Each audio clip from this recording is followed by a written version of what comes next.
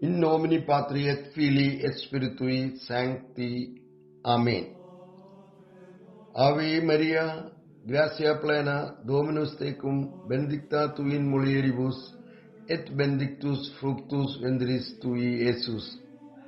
Sancta Maria, Mater Dei, ora pro nobis peccatoribus, nunc et in hora mortis nostrae. Amen. ഇതിനൊക്കെ ചെയ്യും, പക്ഷെ അതെല്ലാം നമുക്കെന്തില്ല, ഇത് ചെയ്യണത് ഒരു തെറ്റാണെന്നോ ഒന്നും യാതൊരു ഇതിന് ന്യായീകരണമോ ഒക്കെയുണ്ട് നമ്മുടെ ക്രൈസ്തവോ. നമുക്ക് യോഹന്നാന്റെ സുവിശേഷം 16-13 പെട്ടെന്ന് പഠിക്കാം, ഇതിൽ പ്രാർത്ഥിക്കാം, കാര്യങ്ങൾ മനസ്സിലാക്കാം. കാരണം നിങ്ങൾ അത്യാവശ്യമായിട്ട് മനസ്സിലാക്കേണ്ട ഒരു വിഷയമാണത്. യോഹന്നാന്റെ സുവിശേഷം 16-ാം അധ്യായം 13-ാം തിരുവചനം നിങ്ങൾ വായിച്ചോ? അതിനാണ് നമ്മൾ പഠിക്കുന്നത്.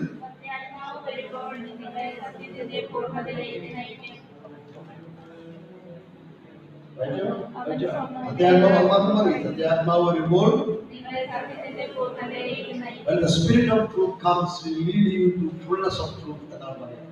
സത്യത്തിന്റെ പൂർണ്ണതയിലേക്ക് നമ്മളെ നയിക്കും. സത്യാത്മാവ് വരുമ്പോൾ സത്യത്തിന്റെ പൂർണ്ണതയിലേക്ക് നമ്മളെ നയിക്കും. മനസ്സിലായോ? അതിനാണ് പറയുന്നത്. പറഞ്ഞതാണ്. എല്ലാവരും വായിച്ചോ? അവതരണം കൂടി വായിക്കുക.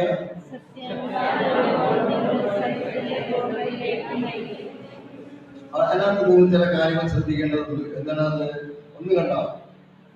സത്യത്തിന്റെ പൂർണ്ണതയിലേക്ക് നമ്മളെ നയിക്കും. Truth and fullness of truth. സത്യം, സത്യത്തിന്റെ പൂർണ്ണത. എന്ത് കാര്യങ്ങളാണ് പറയുന്നത്? സത്യം, സത്യത്തിന്റെ പൂർണ്ണത. സത്യാത്മാവ് വരുമ്പോൾ നിങ്ങൾ സത്യത്തിന്റെ പൂർണ്ണതയിലേക്ക് നയിക്കും എന്നാണ് പറയുന്നത്. അപ്പോ എന്താണ് പറയുന്നത്? എന്താണ് സത്യം?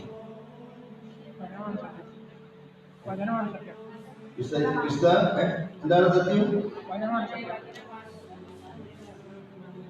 യോഹന്നാൻ 17 വചനമാണ് സത്യം. യോഹന്നാന്റെ സുവിശേഷം 1-ാം അധ്യായം 1-ാം വചനം പറയുന്നു, ആദ്യം വചനമുണ്ടായിരുന്നു, വചനം ദൈവമായിരുന്നു. 1:14 പറയുന്നു. എന്താ പറയുന്നത്? പറഞ്ഞോ. 1:14 എന്താ പറയുന്നത്? വചനം മാംസമായി നമ്മുടെ ഇടയിൽ വസിച്ചു.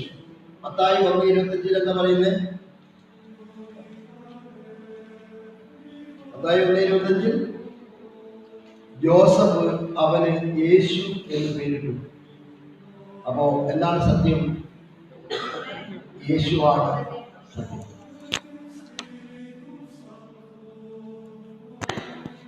മകനെ പഠിച്ചുകൊണ്ട് 7-ാം ക്ലാസ്സിൽ പഠിച്ചുകൊണ്ടിരിക്കുമ്പോ ഹിന്ദി ഇങ്ങനെ വായിക്കാണ്. അപ്പൊ അതിനകത്ത് ഈ ഹിന്ദിയോട് ഭയങ്കര ഒരു ചായവുള്ള ഒരു മത്സരം.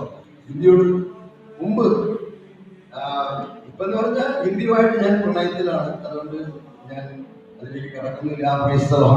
ഹല്ലേലൂയ. അതിനകത്ത് അവനിങ്ങനെ വായിക്കുകയാണ്.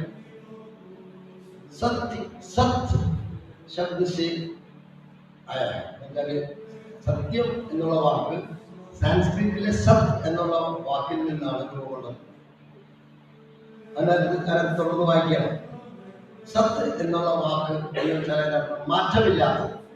ഈ വാക്ക് ദൈവത്തെ പ്രതിനിധീകരിക്കാനാണ് ഈ വാക്ക് സാധാരണയായി ഉപയോഗിക്കുന്നത്. മനസ്സിലായോ? അപ്പൊ സത്യം, സത് അഥവാ സത്യം സാൻസ്ക്രിറ്റിൽ സത് എന്ന് പറയുന്നതും സത്യം മലയാളത്തിൽ പറയുന്നു. സത്യം എന്ന് പറയുന്നത് മാറ്റമില്ലാത്തതിനെ റെപ്രസെന്റ് ചെയ്യാനും സാൻസ്ക്രിറ്റിൽ പറയുന്നു അത് ദൈവത്തെ റെപ്രസെന്റ് ചെയ്താണ് ഈ വാക്ക് ഉപയോഗിക്കുന്നത്. എന്ന് വെച്ചാൽ ദൈവം ആരാണ്? മാറ്റമില്ലാത്ത.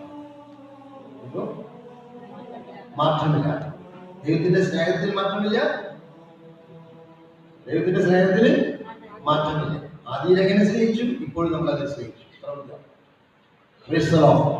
Hallelujah, hallelujah. ദൈവത്തിന്റെ സ്നേഹത്തിൽ മാറ്റമില്ല. നിങ്ങൾ മനസ്സിലാക്കണം.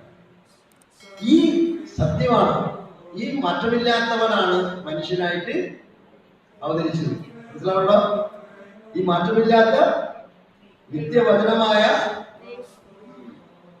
ക്രിസ്തുവാണ് മനുഷ്യനായി അവതരിച്ച പരിശുദ്ധ കന്യാമറിയത്തിന്റെ പുത്രനായ നസറായനായ യേശു, ദൈവം മരിച്ചവരിൽ നിന്നും ഉയർപ്പിച്ചവൻ. ഹല്ലേലൂയ.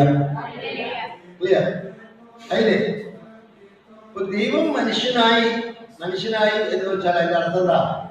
ദൈവം മനുഷ്യനായപ്പോൾ എന്താണ് സംഭവിച്ചത്? മനുഷ്യനെ ദൈവപുത്രനാവാനുള്ള അവകാശം. ദൈവം സ്വർഗം വിട്ട് ഇറങ്ങി നമുക്ക് സ്വർഗത്തിൽ കയറാനുള്ള ഇതൊക്കെ നടന്ന കാര്യങ്ങളാണ്. അപ്പോ പിന്നെ യേശു അവിടെ വന്നപ്പോ വെറും കൈയോടെ വന്നു എന്ന് നിങ്ങൾ വിചാരിക്കും. നിങ്ങൾ പല പ്രസംഗങ്ങളിലും കേട്ടിട്ടുള്ള ഒരു കാര്യമുണ്ട്. ഇതാണ് പർദീസായി നഷ്ടപ്പെട്ട എല്ലാ സൗഭാഗ്യങ്ങളും യേശു ക്രിസ്തുവിലൂടെ തിരിച്ചു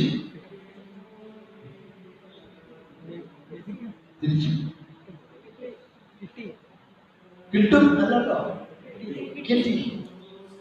So by his wounds you have been healed. അവന്റെ മുറിവിനാൽ നിങ്ങൾ സുഖമാക്കപ്പെട്ടിരിക്കും. സുഖപ്പെടും എന്നാണ് എഴുതിയിരിക്കുന്നത്. You are healed. ഇംഗ്ലീഷിൽ വളരെ കൃത്യമാണ്. By his wounds you have been healed. നമുക്ക് സൗഖ്യം തന്നിരിക്കുന്നു എന്നാണ്. നിങ്ങൾ അനുഭവിക്കുന്നുണ്ടോ ഇല്ലയോ എന്നുള്ളത് വിഷയം വേറെ. നമുക്ക് ആവശ്യമില്ല, നമ്മൾ ഇങ്ങനെ അനുഭവിക്കണേ. ഒരു സൗഖ്യം ആവശ്യമില്ലെങ്കിൽ നമുക്ക് വേണം, നമുക്ക് താല്പര്യം വേണം, എന്നാലാണ് നമുക്ക് അനുഭവിക്കാൻ പറ്റുള്ളൂ. ഹല്ലേലൂയ. അപ്പോ യേശുക്രിസ്തു വന്നപ്പോ നമുക്ക് പർദീസായിൽ നഷ്ടപ്പെട്ടതെല്ലാം കൊണ്ടാണ് വന്നത്. എന്തൊക്കെ നമുക്ക് നഷ്ടപ്പെട്ടു? ദൈവിക ജീവൻ നഷ്ടപ്പെട്ടു. എന്തൊക്കെ നഷ്ടപ്പെട്ടു? നഷ്ടപ്പെട്ടു. എന്തൊക്കെ നമുക്ക് എന്തെല്ലാം പ്രശ്നങ്ങളുണ്ടായി? നമുക്ക് പല പ്രശ്നങ്ങളുണ്ടായി അല്ലേ? എന്തായി?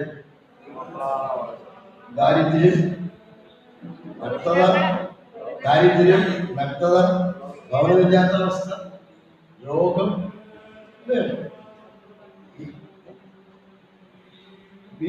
ഇതൊക്കെ നഷ്ടപ്പെട്ട അവസ്ഥ നമ്മൾക്കുണ്ടായ അവസ്ഥകളല്ലേ പ്രതിസ വിട്ടപ്പോ. അപ്പൊ ദൈവം വന്നപ്പോ ഇതെല്ലാം, ഈശോ വന്നപ്പോ ഇതെല്ലാം കൊണ്ടാണ് വന്നത്. മനസ്സിലായോ? അപ്പൊ അതിനെ പെട്ടെന്ന് മനസ്സിലാക്കാനാണെങ്കിൽ അവന്റെ മുറിവിനാൽ നിങ്ങൾ സൗഖ്യമാക്കപ്പെട്ടു എന്ന് വെച്ചാൽ ദൈവം അവനെ മുറിവേൽപ്പിച്ചു. അവന്റെ ക്ഷതങ്ങളാൽ നിങ്ങൾ സൗഖ്യമാക്കപ്പെട്ടിരിക്കുന്നു. അവനെ മുറിവേൽപ്പിച്ചു. എന്തിനാ? നമ്മൾ സുഖപ്പെടുത്താൻ വേണ്ടി, നമ്മുടെ മുറിവ് ഉണക്കാൻ വേണ്ടി. അവനെ ദരിദ്രനായി ജനിക്കാൻ ദൈവം അനുവദിച്ചു. സ്വന്തം അപ്പൻ അനുവദിച്ചു. എന്തിനാ? നമ്മളെ സമ്പന്നരാക്കാൻ. ഓക്കെ. പിന്നെ അവൻ അപമാനിതനായിട്ട് ജീവിക്കാൻ ദൈവം അനുവദിച്ചു. അവനെല്ലാവരും അവഹേളിച്ച് ജീവിച്ചു അപമാനിതനല്ലേ? ഇതിന്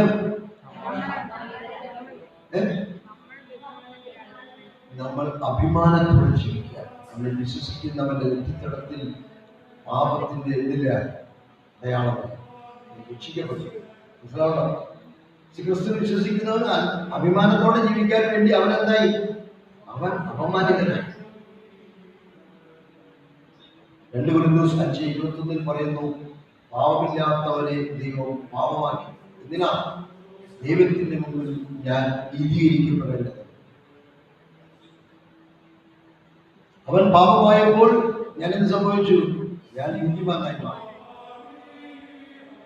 ഇതിനൊക്കെത്തിനുപരി ഭീകരാവസ്ഥ എന്ന് പറഞ്ഞാല് അവൻ പാപിയായി മാത്രമല്ല ശാപിയായി കൂടി അവൻ വിധിക്കപ്പെട്ടു.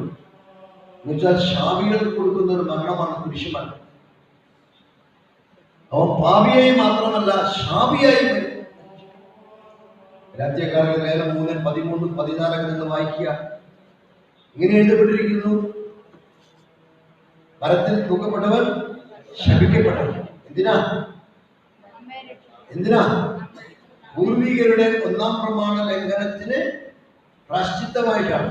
ആ പൂർവികരുടെ അകൃത്യം, പാപശാപത്തിൽ നിന്ന്, അകൃത്യത്തിൽ നിന്ന് മോചിക്കപ്പെടേണ്ടതിന് യേശുക്രിസ്തു കേവലം പാപിയായി മാത്രമല്ല ശാപിയായി കൂടി നമുക്ക് വേണ്ടി മരിച്ചു. ശാപത്തിൽ നിന്ന് അന്വേഷിക്കാൻ മനസ്സിലാവുണ്ടോ? അപ്പോ അങ്ങനെ നമുക്ക് പ്രതിസായി ഭൗമിക പ്രതിസായി നഷ്ടപ്പെട്ടതെല്ലാം യേശുക്രിസ്തു തിരിച്ചു കൊണ്ടുവന്നു. പക്ഷേ നമ്മളിൽ പലരും ഇതൊന്നും അനുഭവിക്കുന്നില്ല. നമ്മളൊരു സൗഖ്യത്തിന്റെ കേസ്, ഏറ്റവും നമ്മുടെ പ്രശ്നം രോഗങ്ങളാണ്, പിന്നെ സാമ്പത്തിക പ്രശ്നം. രണ്ട് കാര്യങ്ങളാണ്. പണ്ട് ഞാൻ കണ്ടിട്ടുണ്ട്, ബഹുമാനപ്പെട്ട പണിക്കനുസരിച്ച് ധ്യാനം കഴിയുമ്പോൾ ചോദിക്കും, അക്കാലങ്ങളിൽ നിങ്ങൾ എന്തിനാണ് എന്ത് കാരണത്താലാണ് ധ്യാനത്തിന് വന്നതെന്ന് ചോദിക്കുമ്പോൾ നല്ലൊരു ശതമാനം ആൾക്കാർ പറയും സാമ്പത്തിക തകർച്ച, മരണത്തിന്റെ വക്കിൽ നാട് വിട്ട് പോകാൻ തീരുമാനിച്ചു, ആത്മഹത്യ ചെയ്യാൻ തീരുമാനിച്ചു, എന്നാൽ അതിന് മുമ്പ് എന്ത് കളയാം, ധ്യാനം കൂടിയിട്ട് ആത്മഹത്യ ചെയ്ത് നാട് വിട്ട് പോവുക എന്ന് അങ്ങനെ കുറെ പേര് പറയും. പിന്നെ അടുത്ത ഏറ്റവും കൂടുതൽ ബാച്ചാണ് രോഗം. മനസ്സിലായി? അപ്പൊ ഇത്ര ആൾക്കാർക്ക് വേണ്ടിയിട്ട് യേശുക്രിസ്തു ദരിദ്രനായിട്ടും മുറിവേൽക്കപ്പെട്ടിട്ടും വല്ല പ്രയോജനമുണ്ടോ? അവരുടെ ജീവിതത്തിൽ അത് അനുഭവിച്ചിട്ടില്ല. മനസ്സിലാവണ്ടോ? ഇതാണ് നമ്മൾ പഠിക്കുന്ന വിഷയം. യേശുക്രിസ്തുവിനെ പഠിപ്പിച്ച് പഠിപ്പിച്ച് പഠിപ്പിച്ച് പഠിപ്പിച്ച് അവസാനം പറഞ്ഞ് ഞാൻ പോകണമെന്ന് അല്ലേ? ഞാൻ അവന്റെ അടുത്തേക്ക് പോവാണ്, ഞാൻ പോയില്ലെങ്കിൽ അവൻ വരില്ല. ആര്? സഹായകനായ പരിശുദ്ധാത്മാവ് വരില്ല. അവൻ പറയേണ്ട കാര്യങ്ങളൊന്നും നടക്കില്ല. യേശുക്രിസ്തു പോവാണെന്ന് പറഞ്ഞ ഉടനെ തന്നെ അവരെല്ലാവരും എന്തായി മ്ലാനമായി. കാരണം ഫ്രീ ഫുഡും ഫ്രീ ഫിഷും ആയിരുന്നു ഒരു വർഷം, കുറെ നാളുകളായിട്ട്. അപ്പം ഇതൊക്കെ അടിച്ച് അത്ഭുതങ്ങളൊക്കെ കണ്ട് നല്ല 3 വർഷമായിട്ട് നല്ല അടിപൊളി ജീവിതമായിരിക്കും. പെട്ടെന്ന് പറയണം ഞാൻ പോകാൻ പോകുന്നു. അപ്പൊ എല്ലാവരും എന്തായി മ്ലാനവതനായി. പിന്നെ വിട്ടാട്ടല്ല, ഒന്നുമില്ല. ഇപ്പൊ എന്തോ ഈ നാളെ വന്നാല് ആ വലയാണെങ്കിൽ അവിടെ. അപ്പൊ ചിലരുടെ മനസ്സിൽ ചെറിയൊരു ഇതില്ല, വല എടുത്ത് വെച്ചിട്ടുണ്ട്,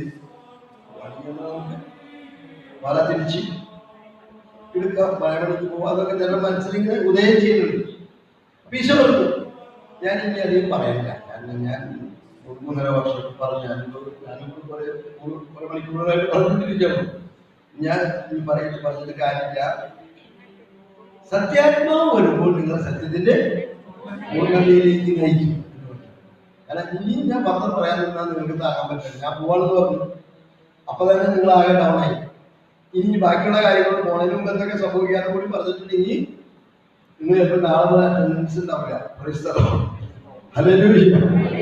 മനസ്സിലായോ? അങ്ങനെ പറഞ്ഞ 13ാമത്തെ പറഞ്ഞു, സത്യാത്മാവ് വരുമ്പോൾ സത്യത്തിന്റെ പൂർണ്ണതയിലേക്ക് നയിക്കും. അപ്പൊ സത്യം, സത്യത്തിന്റെ പൂർണ്ണത, നിങ്ങൾക്ക് ചില കാര്യങ്ങൾ മനസ്സിലാക്കുന്നത് കൂട്ടിച്ചേർത്ത് മനസ്സിലാക്കണം. എന്താണ് സത്യം? സത്യത്തിന്റെ പൂർണ്ണത എന്ന് വെച്ചാൽ 2000 വർഷങ്ങൾക്ക് മുമ്പ് യേശുക്രിസ്തു ചെയ്ത ഒരു പ്രവൃത്തി. അതിൽ ഞാനൊരു ഉദാഹരണം പറയാം. അവർക്ക് എന്തെങ്കിലും ജോലി ചെയ്തിരുന്ന ഒരു വ്യക്തിയാണ്. അപ്പൊ ഞാൻ ഇപ്പോ മാസം കഴിഞ്ഞ് ശമ്പളം കിട്ടും. അപ്പൊ പോസ്റ്റ് ഓഫീസിൽ പോയിട്ട് ഒരു 1000 രൂപ വീട്ടിലേക്ക് അയക്കാൻ അത്യാവശ്യം മേടിക്കാൻ. മനസ്സിലായോ? അത് പക്ഷേ എന്നെ പറഞ്ഞത് മഞ്ഞോട് കൊണ്ട് ഒപ്പിട്ട് മേടിച്ചിട്ടില്ലേ? പണ്ടൊക്കെ ആൾക്കാർ എന്തെങ്കിലും കൊണ്ടു പിടിക്കുക, പണിക്കൊക്കെ പോയിട്ട് പൈസ എങ്ങനെ അയക്കും. അപ്പൊ നമ്മൾ ഒപ്പിട്ട് മേടിക്കും. ഗൾഫിലൊക്കെ പോകണമെങ്കിൽ പണ്ട് കൊണ്ടു പിടിക്കാൻ എല്ലാവരും കൊണ്ടുപിടിക്കുന്ന ടൈപ്പ് പല പണികളുണ്ട്. അങ്ങനെ 1-ാം തീയതി വിചാരിച്ചോ 1000 രൂപ അയച്ചു. അപ്പൊ സത്യമായിട്ട് എന്താ, എന്റെ പോക്കറ്റിൽ നിന്ന് 1000 രൂപ പോയോ ഇല്ല? എന്റെ അടുത്ത് പോസ്റ്റ് ഓഫീസിന്റെ റെസിപ്റ്റ് ഉണ്ട്. തമാശ, 1000 രൂപ സത്യമായിട്ടും എന്റെ കയ്യിൽ നിന്ന് പോയോ ഇല്ലയോ? പോയി. പക്ഷെ ഈ 1000 രൂപ എന്റെ വീട്ടിലേക്ക് റേഷൻ മേടിക്കാനോ സാധനങ്ങൾ മേടിക്കാനോ ഉപകരിക്കപ്പെട്ടോ ഇല്ലയോ? കേട്ടോ? പെട്ടിട്ടില്ല. 1-ാം തീയതി ഞാൻ കാശ് കൊടുത്തിട്ടുള്ളൂ. മനസ്സിലായോ? അപ്പൊ അവിടെ നിന്ന് തട്ടിമുട്ടി ഒറീസായിൽ നിന്നും ഇവിടെ തന്നെ നാട്ടില് അവിടെ ഇവിടെ എത്തി വന്നപ്പോഴേക്കും എന്തായി? 10-ാം തീയതി. അപ്പൊ 1-ാം തീയതി ഞാൻ ചെയ്ത, സത്യമായും ചെയ്ത ഒരു പ്രവൃത്തി, അല്ലെങ്കിൽ ഞാൻ കൊടുത്ത 1000 രൂപ 10 ദിവസമായിട്ട് എന്റെ വീട്ടുകാർക്ക് ഒരു പ്രയോജനം. പക്ഷെ ഞാൻ മാസത്തിൽ 1000 രൂപ എന്റെ മുടക്കില്ലേ, കൊടുത്തോല്ലേ? 10-ാം തീയതി പോസ്റ്റ്മാൻ കൊണ്ടുവന്നപ്പോ ഭാര്യ വാങ്ങിച്ചു. ഉടനെ പോയി റേഷനൊക്കെ മേടിച്ച്, മിഠായിയൊക്കെ മേടിച്ച് അവര് അത് അനുഭവിച്ചു. അപ്പൊ 1-ാം തീയതി നടന്ന സത്യമായ പ്രവൃത്തി, അതിന്റെ പൂർണ്ണത എന്ന് വെച്ചാൽ ആ സത്യത്തെ അനുഭവിച്ചത് 10-ാം തീയതിയാണ്. അതാണ് സത്യത്തിന്റെ പൂർണ്ണത എന്ന് പറയുന്നത്. ഇപ്പൊ 2000 വർഷങ്ങൾക്ക് മുമ്പ് യേശു കുറിക്കപ്പെട്ടു. ആ സൗഖ്യം നമ്മൾ അനുഭവിക്കുമ്പോഴാണ് ആ സത്യത്തിന്റെ പൂർണ്ണത എന്ന് പറയാം. ആ പൂർണ്ണത, സത്യത്തിന്റെ പൂർണ്ണത അനുഭവിക്കാനാണ് യേശു നമുക്ക് സഹായകനായ പരിശുദ്ധാത്മാവിനെ തന്നിരിക്കുന്നത്. സഹായകനായ പരിശുദ്ധാത്മാവിനെ തന്നിരിക്കുന്നത് എന്തിനാ നടക്കണേ? യേശു ക്രിസ്തു കൊണ്ടുവന്ന അനുഗ്രഹങ്ങള്, സൗഖ്യം, സമൃദ്ധി, ഭാവമോചനം, ശാപമോചനം, എന്തൊക്കെയാണോ, ഭവനമില്ലാത്തത്, വസ്ത്രമില്ലാത്തത്, എന്തൊക്കെയാണോ അതൊക്കെ എന്ത് വേണം? അത് പൂർണ്ണതയിലേക്ക് കൊണ്ടുവരുന്നത് ആരാണ്? പരിശുദ്ധാത്മാവാണ്. ഈ പരിശുദ്ധാത്മാവുമായി ഞാൻ എന്ത് ചെയ്യണം? ഞാൻ ഫ്രണ്ട്ഷിപ്പ് ഉണ്ടാക്കണം. ഈ സഹായകനെ തിരിച്ചറിഞ്ഞ് ഞാൻ എന്ത് ചെയ്യണം? സഹായകനുമായിട്ട് ഫ്രണ്ട്ഷിപ്പിലാവണം. അപ്പൊ ഈ സഹായകന് എല്ലാം ഉണ്ട്, എല്ലാ കവറുണ്ട്, വസ്ത്രം പിടിക്കാനുള്ള കവറുണ്ട്, എല്ലാ ശാസ്ത്രവും ഉണ്ടായിരുന്നു. അപ്പൊ പരിശുദ്ധാത്മാവ് നമുക്ക് ഓരോന്നും എടുത്തു തരും.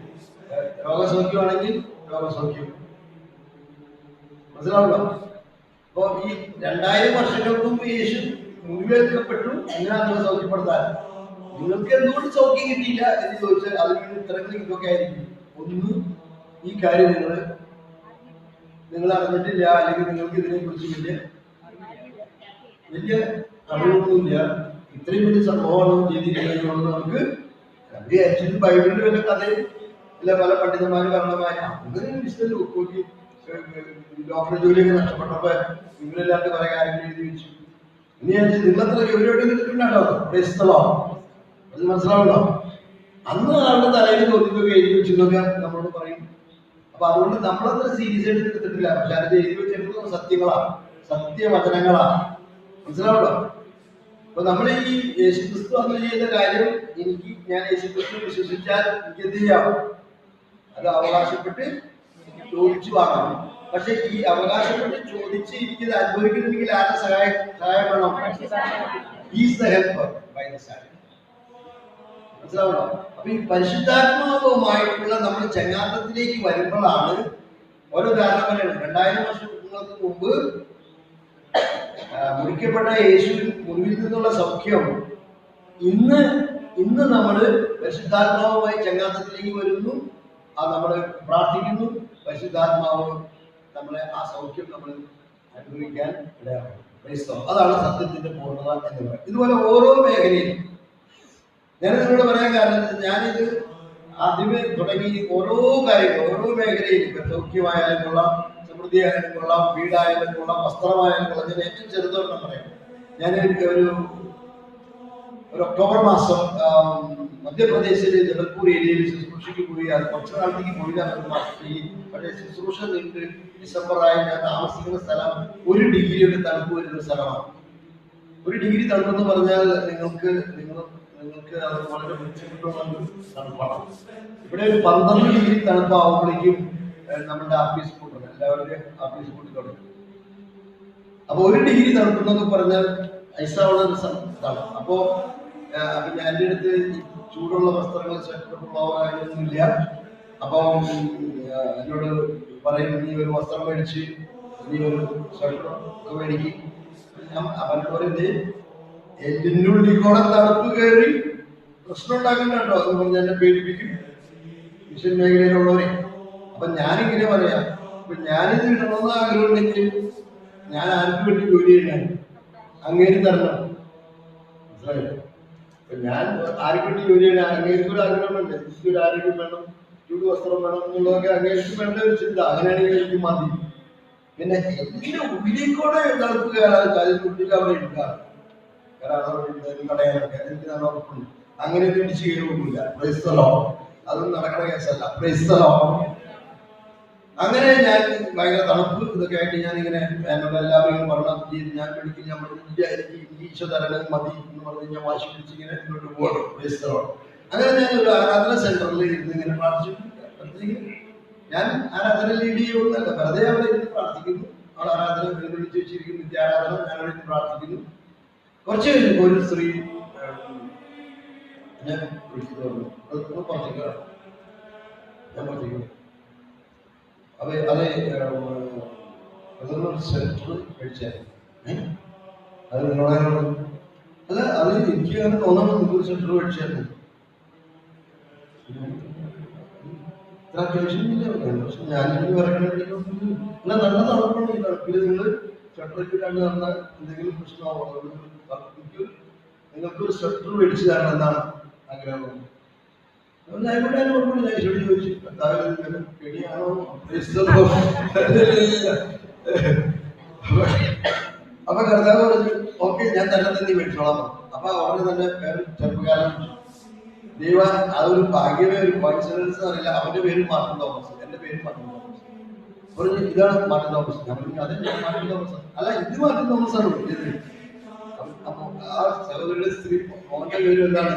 Martin Thomas. ഈ മാറ്റിനോടൊപ്പം നമുക്ക് സാധനം മേടിച്ചു. അപ്പൊ അവരുടെ സെൻട്രൽ ബജാറിലേക്ക് 1 കിലോമീറ്ററോളം ഉള്ളോളം നിൽക്കുന്ന സ്ഥലം. ഞാൻ അവിടെ നിന്ന് ഒരു ഹാഫ് സെക്ടർ മരുന്നോട് മേടിച്ചു. ഇന്ന് എൻ്റെ ഉണ്ട്. ഇതെനിക്ക് അത് തണുപ്പിന് വളരെ അതാണ് ഉപയോഗിക്കുന്നത്. അത് മതി, വേറെ ഒന്നും വേണ്ട. അങ്ങനെ അത് മേടിച്ചായിട്ട് മനസ്സിലായോ? എന്തിനാ അവൻ നഗ്നനായത്? എന്തിനാ? എന്നെ ഉടുപ്പിക്കാൻ. എന്നുവെച്ചാൽ അങ്ങനെ ഈശോ നമുക്ക് കൊണ്ടുവന്ന ഓരോന്നും നമ്മൾ അനുഭവിക്കണം. ഞാനൊരു ഉദാഹരണങ്ങൾ പറയാം. Price the Lord. Hallelujah, hallelujah. അങ്ങനെ ഞാൻ ആദ്യം അവിടുത്തെ രാജ്യം രീതി അന്വേഷിക്കാനായിട്ട് തുടങ്ങി. അപ്പോൾ അത് ഞാൻ ഈശോയുടെ ആഗ്രഹം, ഞാൻ വടക്കേത്തിലായിരുന്നു. അപ്പൊ അവിടെ തന്നെ ഓൾമോസ്റ്റ് അവിടുത്തുകാരനായി ഞാനിങ്ങനെ ജീവിക്കുന്നു. ഞാൻ തൊണ്ണൂറിൽ ധ്യാനം കൂടി. അപ്പൊ അവിടെ പോയി അവിടെ എല്ലാവരും നമ്മുടെ വിവിധ ഭാഷകളുടെ ആൾക്കാരോട് ഞാൻ സാക്ഷ്യം പറയുന്നു, അത് പറയുന്നു, ആൾക്കാർ ധ്യാനത്തിന് വിടുന്നു, ഇങ്ങനെയുള്ള വചനോത്സവം ഡിസ്ട്രിബ്യൂട്ട് ചെയ്ത് ഇങ്ങനെയുള്ള കാര്യങ്ങളൊക്കെ ചെയ്തു. അപ്പൊ അവിടെ തന്നെ കൂടണമെന്നാണ് എൻ്റെ ആഗ്രഹം. എന്താണ്, ഞാൻ അവിടത്തുകാരനാണ്, അവിടെയാണ് പഠിച്ചത്, അവിടത്തുകാരനായിട്ട് ജീവിക്കുന്നു. അങ്ങനെ എല്ലാം എൻ്റെ നാട് പോലെ ഞാൻ അവിടെ ജീവിക്കുന്നു. അതുകൊണ്ട് അവിടെ തന്നെ എനിക്ക് സെറ്റിൽ ആവുന്നൊക്കെയാണ് എൻ്റെ ആഗ്രഹം. പക്ഷെ ഒരു ദിവസം എന്നോട് പരിശുദ്ധാത്മാവ് പറഞ്ഞു, നീ നിന്റെ നാട്ടിൽ പോയി നീ എന്ത് ചെയ്യും? ഞാൻ പേരെഴുതിക്കുന്നു. അപ്പൊ എന്റെ റേഷൻ കാർഡ് ഇതൊക്കെ അവിടെയാണ്, എല്ലാം അവിടെയാ. എന്റെ നാട്, ഞാൻ പറഞ്ഞു, എനിക്ക് ഒരു കാര്യം പറഞ്ഞത്, എന്റെ നാടെന്ന് പറഞ്ഞാൽ അങ്കമാലിക്കാണ്.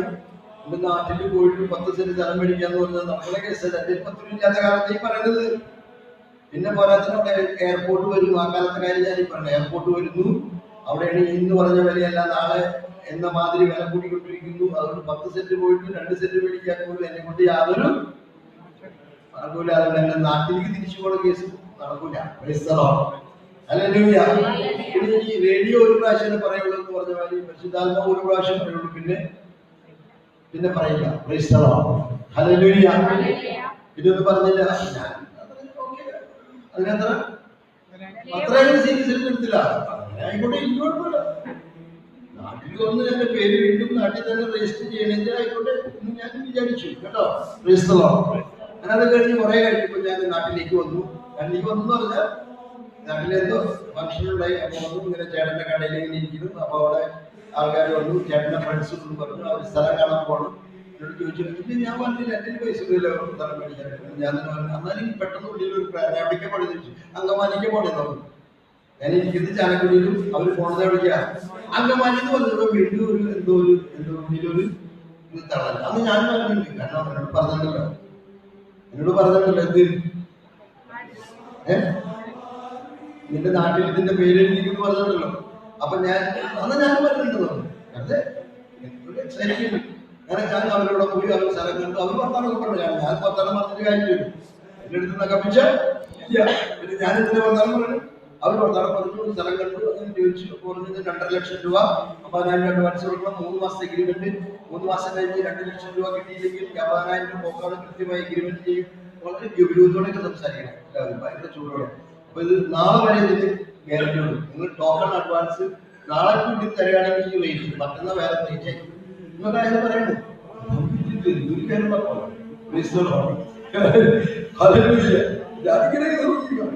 ഇത് കഴിഞ്ഞ് ഇവിടെ ചോദിച്ചു, എന്തായി നിങ്ങൾ മേടിക്കുന്നുണ്ടോ?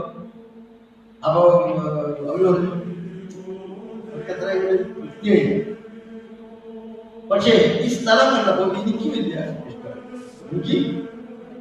ഇഷ്ടം. ഞാൻ ആഗ്രഹിച്ച പോലെ ഒരു 3-4 ഏക്കറിനുള്ളിൽ ഒരു കുറച്ച് സ്ഥലം, വീട് പണിയാനുള്ള സ്ഥലം ക്രിയേറ്റ് ചെയ്യണം.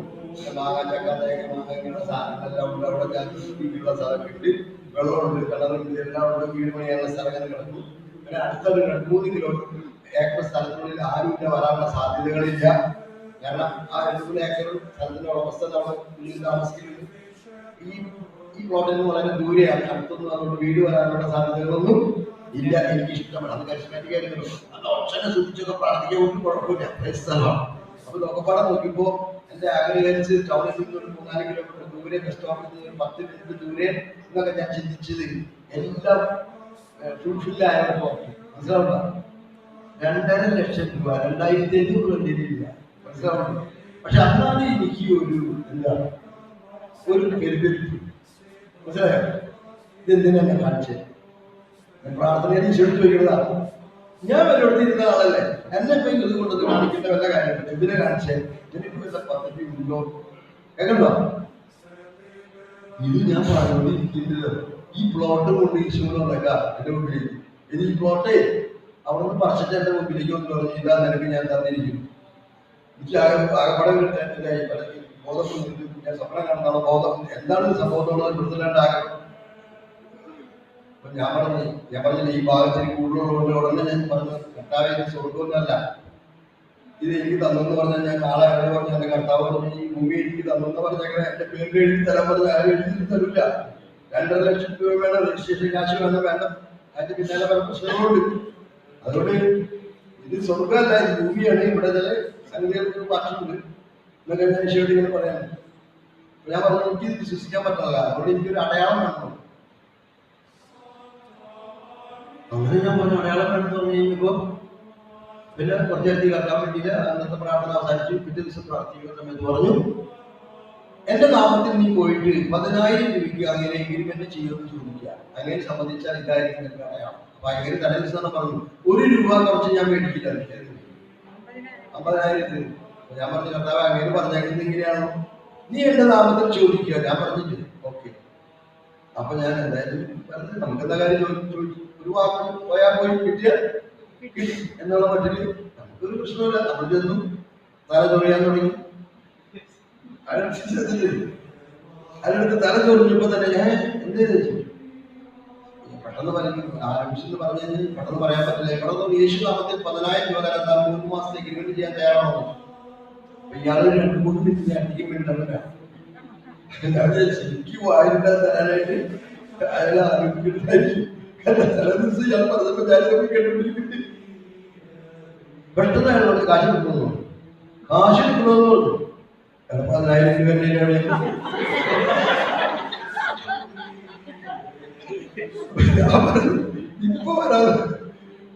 ഇപ്പൊ വരാതെ പറഞ്ഞ അവർക്ക് ഓടി ഉടനെ വന്ന് ഇവിടെ പ്രാർത്ഥന. കർത്താവ് ശരി, അടയാളൊക്കെ ശരി, ഭൂമി എനിക്ക് കിട്ടി.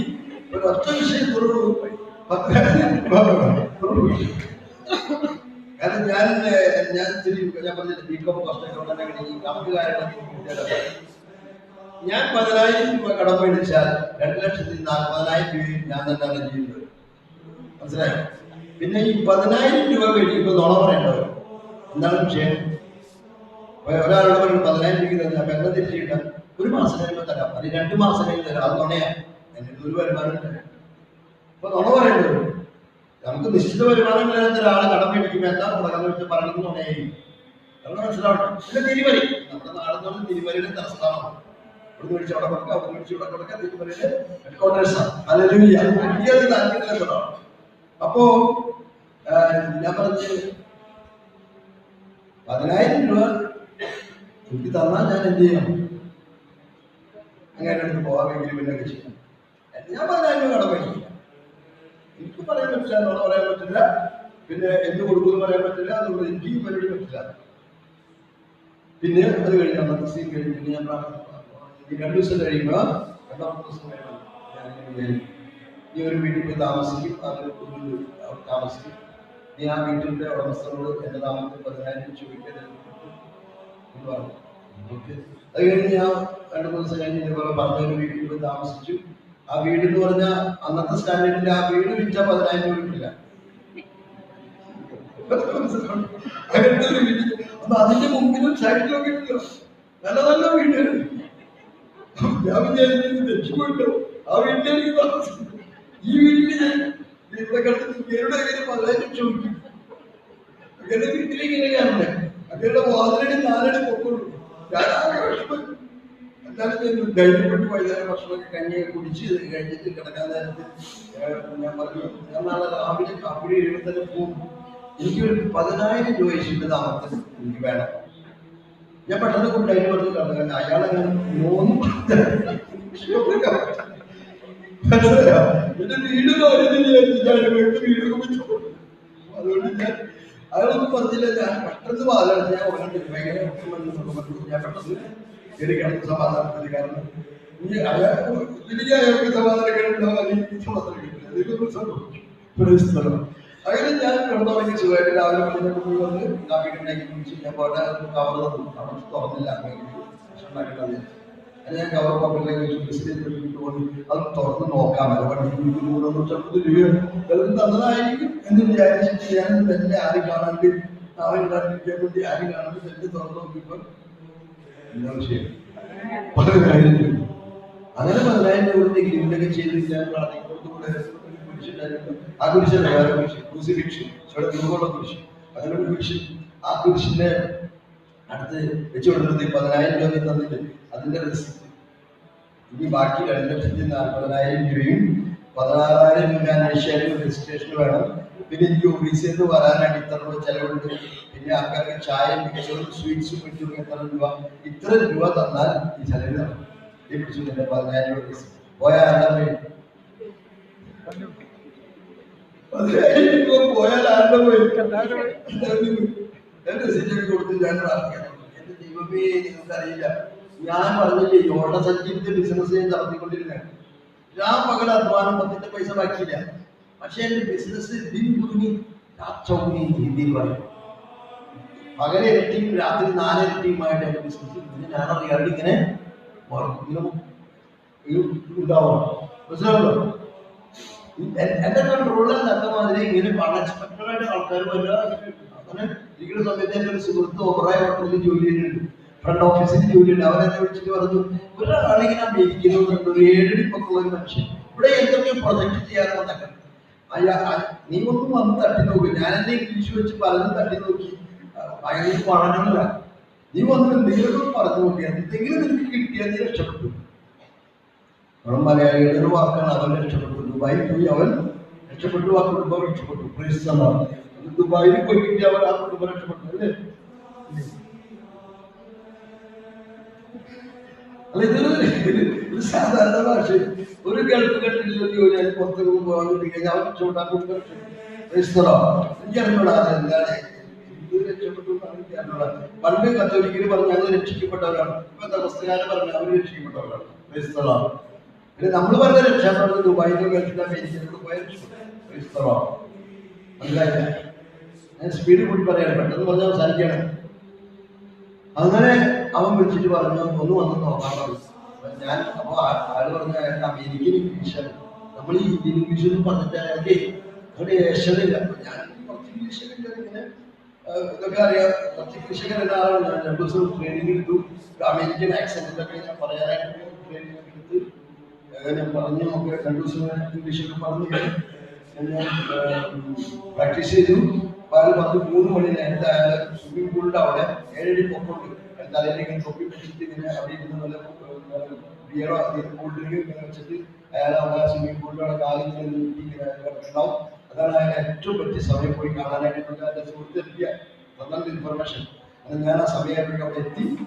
അങ്ങനെ സമയത്ത് അവിടെ ചെന്ന പറഞ്ഞ മാതിരി തന്നെ തൊപ്പി വെച്ച് കാലിൽ നീട്ടി വെച്ച് സ്വിമ്മിംഗ് പൂളിന്റെ അടുത്ത് ആളുകൾ ഒരു വലിയൊരു ജാറിൽ കുടിക്കാനൊക്കെ വെച്ചിട്ടുണ്ട്. ഞാൻ hello sir, how are you? അങ്ങനെ ഞാൻ അമേരിക്കൻ ഇംഗ്ലീഷ് എന്റെ അമേരിക്കൻ ഇംഗ്ലീഷിൽ പറഞ്ഞു.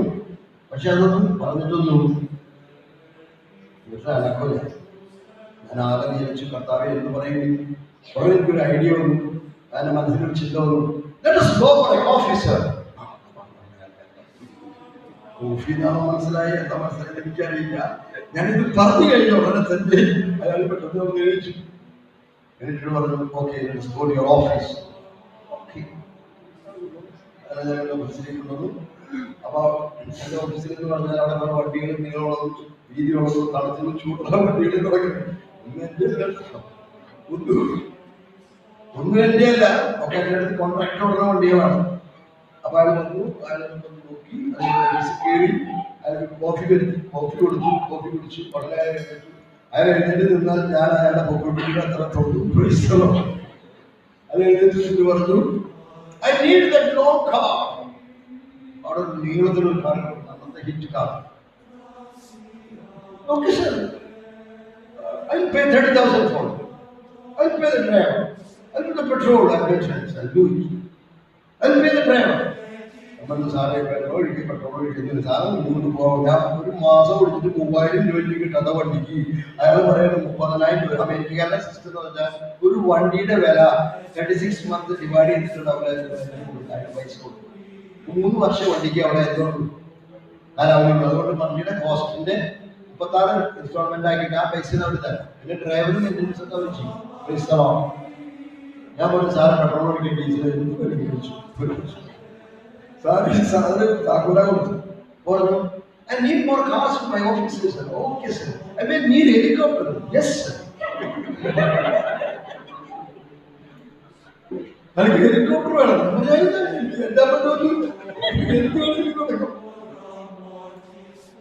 ഞാനൊരു തലസ്ഥാന നഗരിയാണ് താമസിക്കുന്നത്. അവിടെ ഹെലികോപ്റ്ററൊക്കെ വാടകയ്ക്ക്. അപ്പൊ ഞാൻ പറഞ്ഞു യെസ് സർ, നോ പ്രോബ്ലം. അപ്പൊ അവരൊരു 300 കിലോമീറ്റർ ദൂരത്തൊരു പവർ പ്രൊജക്ട് എന്ന് വന്നിരിക്കുന്ന പാർട്ടി. നിങ്ങൾക്കറിയാൻ പറഞ്ഞാൽ വളരെ ഷോർട്ടായിട്ട് പറയണം. 3 മാസത്തിനുള്ളിൽ ഈ കമ്പനിയിൽ നിന്നും 2,70,000 രൂപ ഒരു തട്ടിപ്പും വെട്ടിപ്പിലാണ് എനിക്ക് ലാഭം കിട്ടും. ഞാൻ 12 വർഷം ലാഭങ്ങൾ അധ്വാനിച്ചിട്ട് 1,200 രൂപ പോലും ഇല്ലാത്ത എന്റെ ഓട്ടസഞ്ചി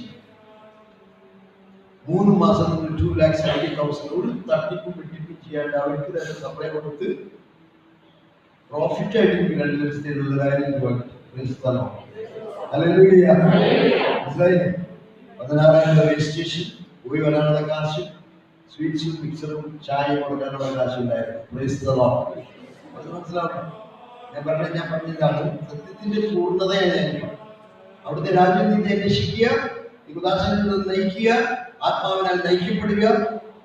നിനക്ക് എല്ലാം കൂട്ടിച്ചേർക്കുന്നതാണ്. മനസ്സിലായോ? അപ്പൊ തന്നെ എനിക്ക് ആകെ പേടിയായി. 2,50,000 രൂപ ഒരാളെടുത്ത് മേടിച്ചു കഴിഞ്ഞാൽ ആളോട് ഒരു ഭയഭക്തി ബഹുമാനം ഉണ്ടാവില്ല. ഒരാളെന്ന് തോന്നുന്നത് 5 ലക്ഷം രൂപ തിരിച്ചും തരണമൊന്നും വേണ്ട. പലർക്കൊരു കലാപമില്ല. ആദ്യം ശങ്കിക്കുന്നില്ല, എന്നെ ഉറപ്പൊക്കെ കണ്ട് നമ്മൾ മേടിക്കും. എനിക്ക് ആകപ്പാട് അങ്കലപ്പായി 2 ലക്ഷം രൂപ മേടിക്കുമ്പോൾ എന്തെങ്കിലും ചെയ്യേണ്ട കാര്യമില്ല. ഞാൻ പറഞ്ഞു എനിക്ക് ഇതിന്റെ പുറത്ത് പായ തിരിച്ചൊന്നും കിടക്കാൻ പറ്റില്ല. ഞാൻ പറഞ്ഞു ഞാൻ ഇച്ചിരി ഇത് കൂടുതലുള്ള ആളെന്ന് പറഞ്ഞിട്ട് പറഞ്ഞു കിട്ടിയിട്ട് എന്തായാലും അവിടെ പായിട്ട് കിടക്കാൻ പറ്റും. നമ്മളൊരു കാര്യം ചെയ്യാം. എന്റെ മോൾ 1ാം ക്ലാസ്സിലാണ്. അവിടെ ഇവിടെ പഠിപ്പിക്കാൻ എനിക്ക് പറ്റില്ല. 1ാം ക്ലാസ്സിലാണ് ഇവിടെ ഇവിടെ പഠിക്കാൻ ഇവിടെ തന്നെ പഠിക്കും. എന്റെ വീട് ഇവിടെ തരാണെങ്കിൽ ഞാൻ അവന് സ്കൂളിൽ പോകുമ്പോൾ ഞാൻ എന്തായേക്കാം, ഫുൾ ടൈമർ ആയേക്കാം. അവന് ജൂൺ 1-ാം തീയതി സ്കൂളിൽ പോകും. നമ്മുടെ നാട്ടിൽ ജൂൺ 1-ാം തീയതി മഴ പെയ്യും, സ്കൂളിൽ പോകും അല്ലേ? അങ്ങനെയല്ലേ? അപ്പൊ അന്ന് അവന് സ്കൂളിൽ പോകും. എവിടുന്ന് ഈ സ്ഥലത്ത് വീട് പണിതിട്ട് ആ വീട്ടിൽ നിന്ന് അവൻ എവിടേക്ക് പോകും? സ്കൂളിൽ പോകും. ഞാൻ എവിടേക്ക് പോകും? അങ്ങനെ ആവാം. അങ്ങനെ 98 ജൂൺ 1-ാം തീയതി രാവിലെ 8 മണിക്ക് വീടിന്റെ ബ്ലസ്സിംഗ് നടക്കുന്നു. 9 മണിക്ക് അവർ സ്കൂളിൽ പോകുന്നു. 9 മണിക്ക് ഞാൻ സ്കൂളിൽ പോകും. മനസ്സിലായി? ഞാൻ പറഞ്ഞതിനാണ് സത്യാത്മാവ് വരുമ്പോൾ നിങ്ങൾ സത്യത്തിന്റെ പൂർണ്ണതയിലേക്ക്. എന്തിനാ ഈശോ ഭവനരഹിതനായി ജീവിച്ചു? എന്തിനാണ് എനിക്ക് ഭവനം കിട്ടാൻ? അവൻ നഗ്നനായി ജീവിച്ചു എനിക്ക് വസ്ത്രം കിട്ടാൻ. അവൻ ദരിദ്രനായി എന്നെ സമൃദ്ധിയിലേക്ക് നയിക്കുക. അവൻ മുറിവേൽപ്പിക്കപ്പെട്ടു എനിക്ക് സൗഖ്യം കിട്ടാൻ. ഇത് ഓരോന്നും ചോദിച്ചു വാങ്ങി ജീവിക്കുന്ന അനുഭവത്തിൽ നിന്നാണ് ഞാൻ നിങ്ങളോട് പറയുന്നത്. അതുകൊണ്ട് ഈ അനുഭവത്തിന്റെ വെളിച്ചത്തിൽ നിങ്ങൾക്ക് മനസ്സിലായത് എന്താ?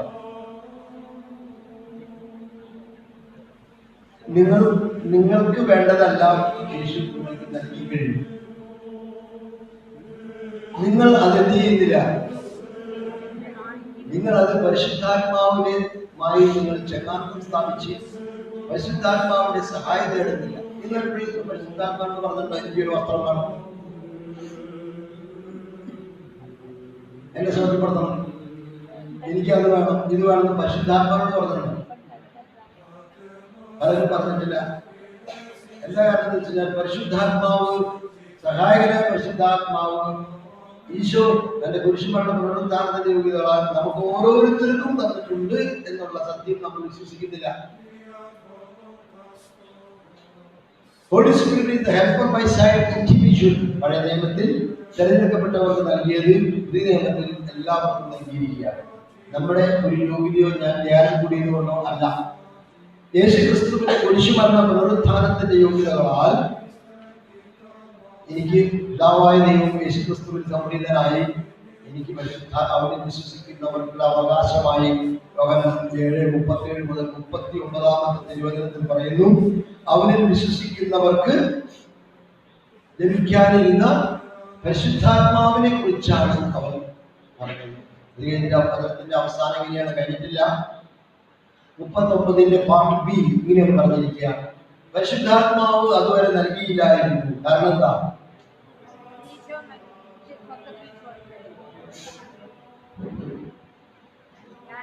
നിങ്ങൾ വ്യാഖ്യാനിച്ച് പറയുന്നത് എനിക്കറിയാം. കത്തോലിക്കർക്ക് ജനിക്കുമ്പോൾ തന്നെ കിട്ടുന്ന വ്യാഖ്യാനമാണ്. വചനത്തിൽ എന്താ പറയാ?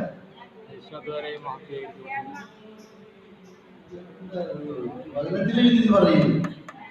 ഞാൻ കണ്ടത് കത്തോലിക്കർക്ക് ജനിക്കുമ്പോൾ കിട്ടുന്ന ഒരു വരമാണ് വ്യാഖ്യാനമാണ്. ബൈബിളിൽ എഴുതിയെന്ന് പറയില്ല, സ്വന്തമായിട്ട് വ്യാഖ്യാനിച്ചു പറയില്ല. എന്തുകൊണ്ട്? യേശു അതുവരെയും മൗഢ്യീകരിക്കപ്പെട്ടിട്ടില്ല, അതുകൊണ്ട് ആത്മാവിനെ നൽകിയിട്ടില്ല. ഈ വചനം നിങ്ങൾ മനസ്സിലാക്കുന്നത് ഇങ്ങനെയാണ്. എന്തുകൊണ്ട് പരിശുദ്ധാത്മാവിനെ സഹായകനായി എനിക്ക് ലഭിച്ചിട്ടില്ല? കാരണം എൻ്റെ ഹൃദയത്തിൽ, എൻ്റെ ജീവിതത്തിൽ, എൻ്റെ ബിസിനസ്സിൽ, എൻ്റെ ശരീരത്തിൽ ഇതുവരെ എന്തായിട്ടില്ല? യേശു മഹത്വപ്പെട്ടിട്ടില്ല, യേശുവിന് ഒന്നാം സ്ഥാനം കൊടുത്തിട്ടില്ല. അതുകൊണ്ട് എനിക്ക് പരിശുദ്ധാത്മാവിനെ സഹായകനായിട്ട് ലഭിച്ചിട്ടില്ല. നിങ്ങൾക്കും അങ്ങനെ. നിങ്ങളുടെ ജീവിതത്തിൽ, നിങ്ങളുടെ ഹൃദയത്തിൽ യേശുവിന് ഒന്നാം സ്ഥാനം കൊടുത്തിട്ടില്ല, നിങ്ങളുടെ ബിസിനസ്സിൽ കൊടുത്തിട്ടില്ല, നിങ്ങളുടെ ശരീരത്തിൽ കൊടുത്തിട്ടില്ല. അതുകൊണ്ട് നിങ്ങൾക്ക് പരിശുദ്ധാത്മാവിനെ സഹായകനായിട്ട് കിട്ടിയിട്ടില്ല, എനിക്കും കിട്ടിയിട്ടില്ലായിരുന്നു. അപ്പൊ പരിശുദ്ധാത്മാവ് നോക്കുന്നത് എന്റെ ഹൃദയത്തിൽ ഒന്നാം സ്ഥാനത്ത് ആരാണ്, എന്റെ ബിസിനസ്സിൽ ഒന്നാം സ്ഥാനം ആർക്കാണ്? ഒന്നാം സ്ഥാനം ആർക്കായിരിക്കണം? യേശുവിനായിരിക്കണം. ഇത് പരിശുദ്ധാത്മാവ് കണ്ടാൽ പരിശുദ്ധാത്മാവ് എന്ത് ചെയ്യും? മനസ്സിലായി? അങ്ങനെയല്ലേ യേശു പറഞ്ഞു? നോക്കിയ കണ്ടോ കണ്ടോ 16:13 അവൻ എനിക്കുള്ളവയിൽ നിന്നും സ്വീകരിച്ച് നിങ്ങളോട് പ്രഖ്യാപിക്കും. അവൻ എന്നെ മഹത്വപ്പെടുത്തും. എനിക്കുള്ളവയിൽ നിന്നും ചിലതർത്ഥം, ഞാൻ എന്തുമാത്രം യേശുവിന്റെ ആയിരിക്കുന്നു അതിന്റെ തോതിൽ അവൻ എനിക്ക് എടുത്തു തരും, നൽകപ്പെടും. മനസ്സിലാവണോ? പരിശുദ്ധാത്മാവ് നോക്കുമ്പോൾ ഒന്നാം സ്ഥാനത്ത് യേശു ക്രിസ്തു ആണെങ്കിൽ നമുക്ക് കിട്ടുന്നതെല്ലാ സാധനങ്ങളും എടുത്ത് ഓരോരോ കവറെടുത്ത് തരണം. നമുക്ക് പത്രം പഠിച്ചോ, വീട് കൊടുത്തോ, ചെയ്തോ, ഇത് ഓരോന്നും എടുത്ത് തരണം. മനസ്സിലാവണ്ടോ? അപ്പൊ ധ്യാനം കൂടുന്ന സമയത്ത് ഒരു ചേച്ചിയോട് ഞാൻ പറഞ്ഞു, ചേച്ചി ഇങ്ങനെ പ്രാർത്ഥിക്കാം, പ്രാർത്ഥിക്കണം. അപ്പൊ അതിനിടയ്ക്ക് ഇങ്ങനെ അങ്ങനെ ചേച്ചി ഞാൻ പറഞ്ഞത് വേണ്ടി പോയി പ്രാർത്ഥിച്ചു. അങ്ങനെ പ്രാർത്ഥിച്ചു കഴിഞ്ഞപ്പോ കണ്ടത് അമ്മായിമ്മ. ആരെ കണ്ടത്? അമ്മായിമ്മ. ഞാൻ അപ്പോഴേ ബ്രദറോട് പറഞ്ഞതാ, ഈ അമ്മായിമ്മ ഉള്ളിടത്തോളം കാലം ബ്രദർ പറഞ്ഞൊരു കാര്യം നടക്കില്ല. ബ്രദറെ ഞാൻ പറഞ്ഞില്ലേ, ഞാൻ അമ്മായിമ്മയുടെ കാര്യം ഞാൻ പറഞ്ഞില്ലേ, ഞാൻ പ്രാർത്ഥിച്ചു, ബ്രദർ പറഞ്ഞനുസരിച്ച് പരിശുദ്ധാത്മാവിന് വേണ്ടി പ്രാർത്ഥിച്ചു. അപ്പൊ കണ്ടത് ആരെയാ? അമ്മായിമ്മ. ഞാൻ അന്ന് പറഞ്ഞില്ലേ ഇത് പ്രശ്നമാണ്. ശരിയാണ്, കറക്റ്റാ. പരിശുദ്ധാത്മാവ് കാണിച്ചത് അതാണ്. കാരണം നിങ്ങളുടെ ഹൃദയത്തിൽ ഒന്നാം സ്ഥാനം അമ്മായിമ്മയോട് വെറുപ്പാണ്. അതുകൊണ്ട് പരിശുദ്ധാത്മാവ് ഈ അമ്മായിമ്മനെ കൊണ്ടുവന്നതിനാ, ഈ അമ്മായിമ്മയോട് ക്ഷമിക്കാൻ വേണ്ടിയിട്ടാണ്. അപ്പൊ ഒന്നാം സ്ഥാനത്തിരിക്കുന്ന ആരാ? യേശുവിനോടുള്ള സ്നേഹത്താൽ വരുന്നത് എന്താണ്? ഈ അമ്മായിമ്മയാണ്. അത് അമ്മായിമ്മേനെ കാണിച്ചില്ല, അതിനെ മാറ്റാൻ. അമ്മായിമ്മേനെ ഒന്നാം സ്ഥാനത്ത് നിന്ന് മാറ്റിയാൽ ആര് കടന്നു വരും? പരിശുദ്ധാത്മാവ് വരും. അങ്ങനെയാണല്ലേ? എന്നാ ഓക്കെ, ഞാൻ പോയി അമ്മായിമ്മയോട് ക്ഷമ ചോദിക്കാൻ ചോദിച്ച് സെറ്റിലായി. അതിന് പരിശുദ്ധാത്മാവ് വന്ന കാര്യങ്ങൾ നടന്നു. അപ്പൊ ഈ ധ്യാനത്തിനിടയ്ക്ക് ഒരു ചേട്ടൻ ഇടയ്ക്കിടയ്ക്ക് എന്നെ വന്ന് ചോദിക്കും, ഈ ക്രിസ്മസിനും ഈസ്റ്ററിനും ഒരു 2 പേര് കുടിക്കുന്നുണ്ട് കുഴപ്പമില്ല. എന്റെ മോനെ ദുബായിൽ വരുമ്പോൾ ഒറിജിനൽ സാധനം, ഇവിടുത്തെ ലോക്കലല്ല, നല്ല സാധനം കുടിക്കും. അതൊരു 2 പേർക്ക് കുടിക്കുന്നുണ്ട് ഇടയ്ക്കിടയ്ക്ക്. എന്താ കുഴപ്പം? ഞാൻ പറഞ്ഞ ക്രിസ്മസിന് തന്നെ ചേട്ടൻ കുടിക്കണം. യേശു ജനിക്കുമ്പോൾ തന്നെ മദ്യം കുടിച്ച് ഉറക്കണോ? 10-40 ദിവസം ഉപവസിച്ച് മനുഷ്യ കിടക്കണ ബോധലാണ് കിടക്കണ യേശു ക്രിസ്തു തല പൊക്കി വരുമ്പോ തന്നെ വേണോ ചേട്ടാ? അപ്പൊ ഈ ചേട്ടൻ ഇടയ്ക്കിടയ്ക്ക് വന്നിട്ടുണ്ട്. അപ്പൊ ഞാൻ ഈ മനസ്സിലാക്കാനും പ്രാർത്ഥിച്ച് ചേട്ടൻ പോയി പ്രാർത്ഥിച്ചു. എന്തായാലും ഈ ബ്രദർ പറയണം, നമുക്ക് പ്രാർത്ഥിച്ചു നോക്കാന്ന് പറഞ്ഞ് പ്രാർത്ഥിച്ചു കഴിയുമ്പോ വന്നതെന്താ? ജോഡി മാത്രമാണ് ഈ സാധനങ്ങൾ വന്നേക്കെ. അപ്പൊ വിളിച്ചു. ഞാൻ പറഞ്ഞില്ല ബ്രദറെ, ഒന്ന് കുടിക്കണോണ്ട് ഒരു കുഴപ്പമില്ലാതെ. അതാണ് ഇങ്ങനെ മനസ്സിലായി. ബ്രദർ പറഞ്ഞനുസരിച്ച് പ്രാർത്ഥിച്ചു. ഞാൻ കണ്ടത് ഈ സാധനം ഗ്രീൻ ലേബലോ അങ്ങനെ സാധനം ഇല്ല. ജോഡി വാക്കർ ഗ്രീൻ ലേബൽ അങ്ങനെ ഇല്ല. അപ്പൊ ഗ്രീൻ ലേബൽ അത് നല്ലതാണ്, 2 ലേബലിലേക്കാണ്. ഞാൻ പറഞ്ഞ ചേട്ടന്റെ ഹൃദയത്തിൽ 1-ാം സ്ഥാനത്ത് ഈ ജോലി വാക്കുകളായിരിക്കും. അതാണ് പ്രശ്നം. അത് പരിശുദ്ധാത്മ കാണിച്ചിട്ട് അത് മാറ്റിയാൽ പരിശുദ്ധാത്മ ചേട്ടന്റെ ഹൃദയത്തിലേക്ക് വരുന്നതാണ്. അങ്ങനെയാണല്ലേ? ഇപ്പോഴെനിക്ക് പിടികിട്ടിയത്. അപ്പൊ ഞാൻ വേണ്ട കേട്ടോ, നമ്മൾ പരിശുദ്ധാത്മാവ് കാണിച്ചതാണ്. അപ്പൊ മാറ്റാനുള്ള കൃപയും തരും. പരിശുദ്ധാത്മാവ് ഒരു കാര്യം കാണിച്ചു തന്നാൽ, ഒരു ബന്ധനം അല്ലെങ്കിൽ ബ്ലോക്ക് കാണിച്ചു തന്നാൽ, അതിന്റെ അർത്ഥം Holy Spirit is giving you the grace to remove those idols also. ആ വിഗ്രഹം എടുത്ത് മാറ്റാനായിട്ടുള്ള കൃപയും ഒപ്പം തന്നിരിക്കും. അമ്മായോട് ക്ഷമ ചോദിക്കാനും ഒപ്പിയെടുത്ത് മാറ്റാനും അതിനുള്ള ബന്ധനം. അപ്പോ അവിടെ വചനം പറയുന്നത് യേശു ഇതുവരെ ഭൗതികരിക്കപ്പെട്ടിട്ടില്ല എന്ന് വെച്ചാൽ യേശു ക്രിസ്തു നിന്റെ ഹൃദയത്തിൽ 1-ാം സ്ഥാനത്തേക്ക് വന്നിട്ടില്ല. അതുകൊണ്ട് ആത്മാവ് സഹായകനായി നിനക്ക് നൽകപ്പെട്ടിട്ടില്ല. Hallelujah, hallelujah. നിങ്ങളത് മാറ്റി നോക്ക്. നിങ്ങളുടെ ജീവിതത്തിൽ അത്ഭുതങ്ങൾ നടക്കും. 1-ാം സ്ഥാനത്തേക്ക് ഈശ്വരനെ കൊണ്ടുവന്ന് നോക്ക്. നിങ്ങളുടെ ജീവിതത്തിൽ, ശരീരത്തിൽ, ബിസിനസ്സിലൊക്കെ കൊണ്ടുവന്ന് നോക്ക്. ഞാൻ കൊണ്ടുവന്ന് നോക്കിയിട്ടാ പ്രസംഗിക്കണേ. ഹല്ലേലൂയ. അപ്പൊ അതനുസരിച്ച് നമ്മൾ പ്രാർത്ഥിക്കാൻ പോകണം. അപ്പൊ പ്രാർത്ഥിക്കാൻ പോകണം. എന്തിനാ പ്രാർത്ഥിക്കാൻ പോണേ? സത്യാത്മാവ് വരുമ്പോൾ സത്യത്തിന്റെ പൂർണ്ണതയിലേക്ക് നിങ്ങളെ നയിക്കും. അപ്പൊ നമ്മൾ മനസ്സിലാക്കി എന്ത് ചെയ്യണം? പരിശുദ്ധാത്മാവെ എന്നിൽ വന്ന് നിറയണമേ എന്ന് നമ്മൾ പ്രാർത്ഥിക്കുകയാണ്. പ്രാർത്ഥിക്കുന്നത് സംഭവിക്കും. പരിശുദ്ധാത്മാവ് വരും. പരിശുദ്ധാത്മാവ് വന്ന് നോക്കും. ഇവിടെ 1-ാം സ്ഥാനത്ത് ആരെങ്കിലും നോക്കും. പലർക്കും അതിന്റെ ബ്ലോക്ക് കാണിച്ചു തരും. ചിലർക്ക് ബ്ലോക്ക് ഉണ്ടാവില്ല. അപ്പൊ പരിശുദ്ധാത്മാവ് അവരുമായിട്ട് കൂടിച്ചേർന്ന് എന്ത് ചെയ്യും? അവർക്ക് ഇപ്പൊ ഇന്ന് ആവശ്യമുള്ളത് അവർക്ക് കൊടുക്കും. കണ്ടില്ലേ? മോണിക്ക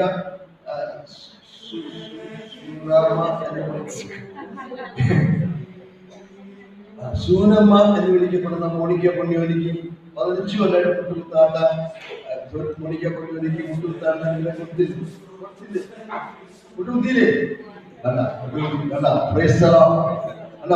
ഇത് എന്ന് സൗഖ്യം കൊടുത്തതാ.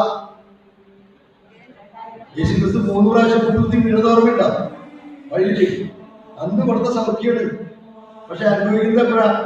ഈ മോണിക്ക എന്താണ് അനുഭവിക്കാൻ? 50 വർഷം മുമ്പ് ജനിച്ചിട്ടില്ലായിരുന്നു.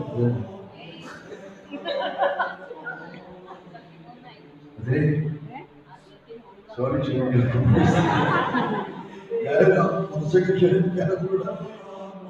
63 വർഷം മുമ്പ് എന്തുകൊണ്ട് കിട്ടിയില്ല? 63 വർഷം മുമ്പ് ജനിച്ചിട്ടുണ്ടായിരുന്നു സൗഖ്യപ്പെടുത്തുന്നത്. അല്ലെങ്കിൽ ഒരു 25 വർഷം മുമ്പ് എന്നോട് സൗഖ്യം കിട്ടിയില്ല. അന്ന് മുട്ടുവേദന ഉണ്ടായിരുന്നില്ല. 15 വർഷം മുട്ടുവേദന വന്നു. 10 വർഷം ഇതാകുന്നോട് പറഞ്ഞില്ല സൗഖ്യപ്പെടുത്താൻ. പറഞ്ഞാൽ മുട്ടുവേദന ആദ്യം പരിശുദ്ധാത്മാവോട് പറഞ്ഞു. എന്നെ മുട്ട് ശരിയാക്കി. ഈശോ മുട്ടുകുത്തി വീണു. എനിക്ക് വേണ്ടി വേദന സഹിച്ചു. അതുകൊണ്ട് പരിശുദ്ധാത്മാവെ ആ മുട്ടുകുത്തി വേദന സഹിച്ചതിന്റെ യോഗ്യത എനിക്ക് തരണമേ എന്ന് പറഞ്ഞ് പ്രാർത്ഥിച്ചു. അതുകൊണ്ട് കിട്ടിയില്ലാത്തവരോട് വേറെ മനസ്സിലായോ?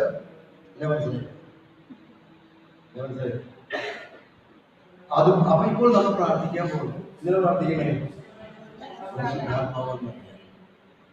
മനസ്സിലാവണ്ട? പരിശുദ്ധാത്മാവ് എന്ന് അറിയുമ്പോൾ ഇത് സംഭവിക്കും. നമുക്ക് ആവശ്യമുള്ളതെല്ലാം കൂട്ടിച്ചേർത്ത് നൽകപ്പെടും. തടസ്സങ്ങൾ കാണിച്ചു തരും. എടുത്തു മാറ്റാനുള്ള കൃപ തരും. Hallelujah, hallelujah. യേശുവേ നന്ദി, യേശുവേ സ്തുതി. മൗനമായിട്ട് പരിശുദ്ധാത്മാവ് സ്റ്റോറി പറയാം. കാരണം ഈ പരിശുദ്ധാത്മാവ് നമ്മളെ സഹായിക്കാൻ വേണ്ടി ഒരു പോസ്റ്റ്മാനെ പോലെ ഈ കവറുകൾ, ബ്ലെസ്സിങ്ങിന്റെ കവറുകളൊക്കെ കൊണ്ട് നമ്മൾ കൂടെ നടക്കണം. പക്ഷെ നമ്മളെന്ത് പറയണം, ഞാനെന്തിനാ, ഞാൻ അമ്മമാരെ വീട്ടിൽ പോകണം, അവിടെ പോകണം, ഇവിടെ പോകണം, അതിന് പോകണം, വീട്ടിൽ പോകണം, അങ്ങനെ എങ്ങനെയാണെന്നൊക്കെ പറഞ്ഞിട്ട് നമുക്ക് എന്താണ് സമയം റിപ്പോർട്ട് വാങ്ങിക്കാനായിട്ട്. പോസ്റ്റ്മാനെ നമുക്ക് മണി ഓർഡർ തരാൻ വേണ്ടി നമ്മുടെ പിന്നാലെ നടക്കാം. നമ്മളെന്ത് പറയണു, ഇന്ന് സമയമില്ല, നാളെ പറയും ഞാൻ അങ്ങോട്ട് പോകണം, വേറെ പ്രശ്നം. ഇങ്ങനെ നമ്മളിങ്ങനെ മാറ്റി മാറ്റി മാറ്റി എന്തായി പരിഗണിച്ച് മനസ്സിലാവുണ്ടോ? ഓണോടിക്ക് ഗുളിക കഴിച്ചിട്ടില്ല, പക്ഷെ പരിശുദ്ധാത്മ ഞാനുണ്ടായിട്ട് എന്നോട് പറയുന്നില്ല. അത് മനസ്സിലാവണ്ടോ? ഞാൻ ആ മെഡിക്കൽ ഷോപ്പുകാരനെ സഹായിക്കാൻ വേണ്ടിയുണ്ടോ, അല്ലെങ്കിൽ 10 രൂപ കിട്ടുമെന്ന് വിചാരിച്ചിട്ട് അങ്ങനെ നമ്മളില്ലെങ്കിൽ മെഡിക്കൽ ഷോപ്പുകാരെ പട്ടിണി കൊടുക്കും. അതാണ് നമ്മൾ ചിന്തിക്കുന്നത്. നമ്മൾ മരുന്നിന് ചത്താലും കുഴപ്പമില്ല, മെഡിക്കൽ ഷോപ്പുകാരെ ജീവിക്കിട്ടെന്ന് വിചാരിച്ചിട്ട് അയാളെ സഹായിക്കാം. പരിശുദ്ധാത്മാചരിക്കും. ഈശോ കുരിശിൽ കിടന്ന് മനുഷ്യ ശരീരം മുഴുവൻ മുറിവേറ്റി സുഖപ്പെടുത്തിയിട്ട് ഈ ചേച്ചി എന്നോടൊന്നും പറയണത്, എൻ്റെ അടുത്ത് സൗഖ്യത്തിന്റെ ഔഷധമുണ്ട്, എന്നിട്ട് ഇത് മേടിക്കാണ്ട് എന്ത് ചെയ്യണം, 10 രൂപയുടെ ഗുളിക മേടിച്ച് ഈ ലോകത്തിന് എന്ത് ചെയ്യുന്നു, കൂടുതൽ ഗംഭീരമുള്ള ലോകമായി മാറ്റുന്നു. Praise the Lord. Hallelujah. Hallelujah. Rebellion brings curse, curse brings death. Rebellion brings curse, curse brings death. എന്നുവെച്ചാൽ വെല്ലുവിളി മർക്കടമുഷ്ടിയായി മാറും, മർക്കടമുഷ്ടി വിഗ്രഹാരാധനയായി മാറും. 1 സാമുവേൽ 23. Praise the Lord. അധ്യായത്തിൽ 15 പറയുന്ന കാര്യമാണ്. Praise the Lord. So എന്താ പറയാ, റിബല്യൻ ബ്രിങ്സ് കർസ്, കർസ് ബ്രിങ്സ് ഡെത്ത്. നമ്മൾ വെല്ലുവിളിക്കും. എന്താണ്, നീ എനിക്ക് രോഗം വരുത്തിയാൽ ഞാൻ എന്ത് ചെയ്യും, ഗുളിക കഴിച്ച് വേദന സമാരി കഴിച്ച് ഞാൻ എന്ത് ചെയ്യും, ഞാനത് ശരിയാണ്, എന്നാൽ ഞാൻ അനുദപിക്കില്ല. ഞാൻ എന്ത് ചെയ്യില്ല, ഞാൻ അനുദപിക്കില്ല. ഞാൻ ചെയ്ത പാപത്തിന്റെ അനന്തരഫലമാണെന്ന് രോഗമെന്ന് അംഗീകരിക്കാതെ ഞാൻ എന്ത് ചെയ്യും, വെല്ലുവിളിച്ച് ഗുളിക കഴിച്ച് ഞാൻ മാറ്റാൻ ശ്രമിക്കും. അപ്പൊ എന്ത് സംഭവിക്കും, വലിയ രോഗങ്ങളായിട്ട് മാറും. ഞാൻ ഒരു 22 വർഷം TV കാണുന്നത് നിർത്തിവെച്ചിട്ടുള്ള ഒരാളാണ്. പക്ഷേ എന്നോട് ചെന്നിരുന്നാൽ ഞാൻ അവർ TV വെച്ചിട്ട് ഞാൻ നോക്കും, ഇപ്പോഴും മനുഷ്യരെ പറ്റിക്കുന്നത് എങ്ങനെയാണെന്ന് അറിയാൻ വേണ്ടി. ഒരു ദിവസം ഞാൻ ചെന്ന് ചെന്നപ്പോൾ പ്രഗത്ഭരായ ഡോക്ടർമാർ അവിടെ സംസാരിക്കുകയാണ്. രക്തചുരുക്കത്തിൽ അവർ പറയുകയാണ്, 12 വയസ്സിന് താഴെയുള്ള കുട്ടികൾ നമ്മൾ കഴിക്കുന്ന സാധാരണ തലവേദന ആസ്പിരിൻ, സാധാരണ അതിനെന്താ പേര് പറഞ്ഞു, പാരസെറ്റമോൾ, പാരസെറ്റമോൾ ഒരു നഴ്സാണോ, ഫാർമസിയാണോ,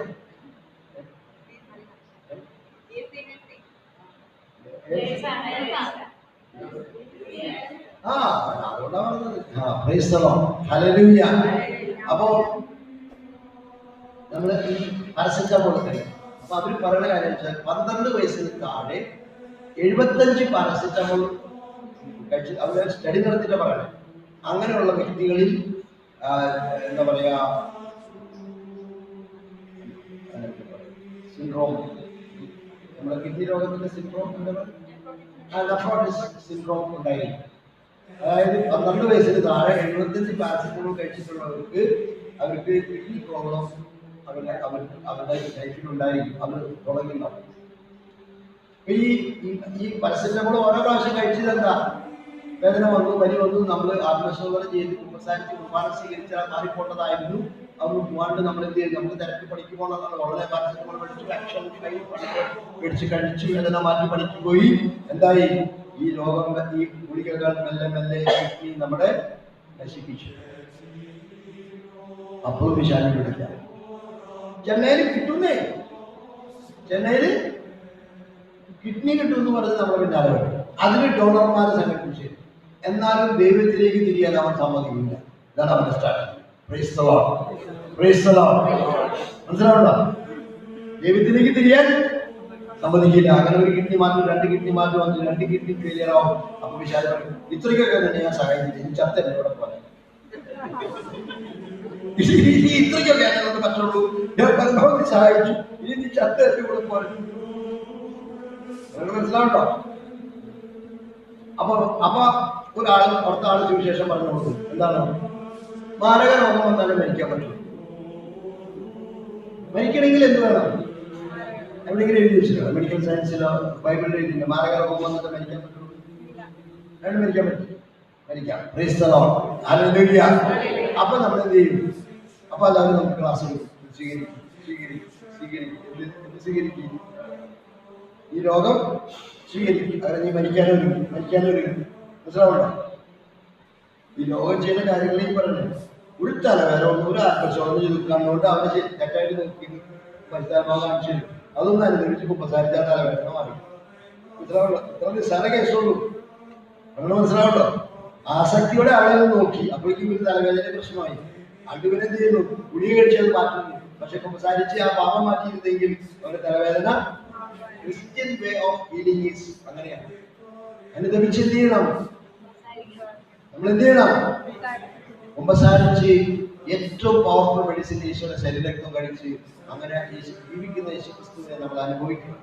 എന്നാൽ മറ്റൊരാൾക്ക് പറഞ്ഞു കൊടുക്കാൻ പറ്റും. ഹല്ലേലൂയ. മനസ്സിലാവണോ? നമ്മൾ അനുദപിക്കാതെ നമ്മൾ അനുദപിച്ച് കുമ്പസാരിച്ച് വിശ്വകുർബാന സ്വീകരിച്ച് സൗഖ്യം ലഭിക്കേണ്ട നമ്മൾ വ്യതിരിച്ച് എന്ത് ചെയ്യുന്നു? മരുന്നുകൾക്ക് പറയും. മരുന്നുകൾക്ക് പറഞ്ഞത് മരുന്ന് ഇങ്ങനെ കഴിച്ച് വെറുതെ തലവേദന ട്യൂമറാക്കിയും വെറുതെ പനിയെ കിഡ്നി നെഫ്രൈറ്റിസ് സിൻഡ്രോമാക്കി മാറ്റും. Hallelujah, hallelujah, hallelujah.